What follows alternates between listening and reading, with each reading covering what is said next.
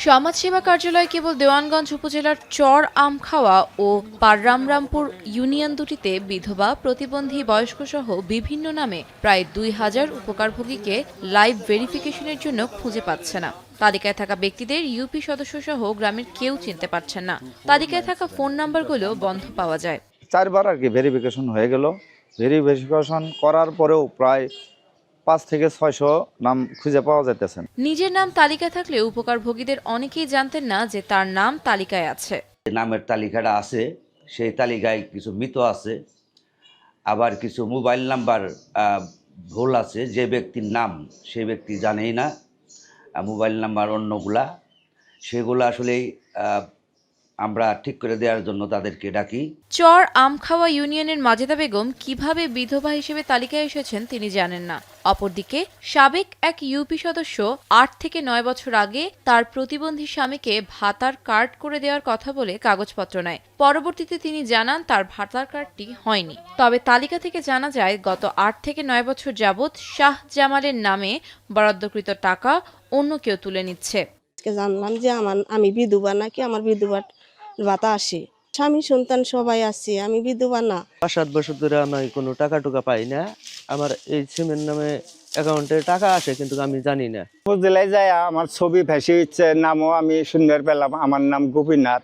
আমি দেখলাম কম্পিউটারে আমার ছবি ভাসি ইচ্ছে, তখন কে জানি মেরি খায় তা আমি বলতে পারলাম না। কে বা কাহারা মেরে খাইতেছে, এ আমরা সুষ্ঠু বিচার চাই। ভিটামিন ই ও সি সিরাম 8টি প্রাকৃতিক অয়েল সমৃদ্ধ লিলি সিরাম অয়েল, যা চুল পড়া কমায় মাত্র 30 দিনে। 2025 সালে 17 নভেম্বর লাইভ ভেরিফিকেশন চালু হবার পর ভেরিফিকেশন করে উপজেলার বিভিন্ন ইউনিয়নের 5,000-এর উপরে সেবাগৃহীতদের খুঁজে পাওয়া যাচ্ছে না বলে জানান এই কর্মকর্তা। তারা এই ভাতাভোগী যারা মৃত্যুবরণ করেছেন তাদেরকে প্রতিস্থাপন করবেন, এবং যদি কেউ নিরুদ্দেশ থাকে বা কোনো ভাতাভোগী উপস্থিত না থাকে, জীবিত আছে, তাদেরকে লাইভ ভেরিফিকেশন হাতে নিয়ে আসবো, এবং যারা মৃত্যুবরণ করেছেন তাদেরকে আমরা প্রতিস্থাপন করব। এবং যদি কাউকে কোনোভাবে খুঁজে না পাওয়া যায় তাহলে তাদেরকে নিরুদ্দেশ দেখিয়ে তাদেরকে আমরা ইউনিয়ন কমিটির সুপারিশ ক্রমে প্রতিস্থাপন করে দেব।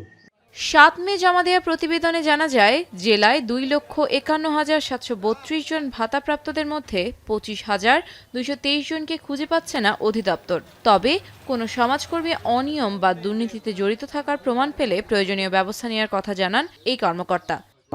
আসলে ভাতাভোগী কিছু সংখ্যক ভাতাভোগী আছে অনির্দিষ্ট এলাকায় বসবাস করে না, আবেদন করে দিয়ে যায়। ওই লাইভ ভেরিফিকেশনে যদি প্রমাণিত হয় তাদেরকে ডাকা হবে, যে স্থলে থাকুক না কেন তাদেরকে ডাকা হবে।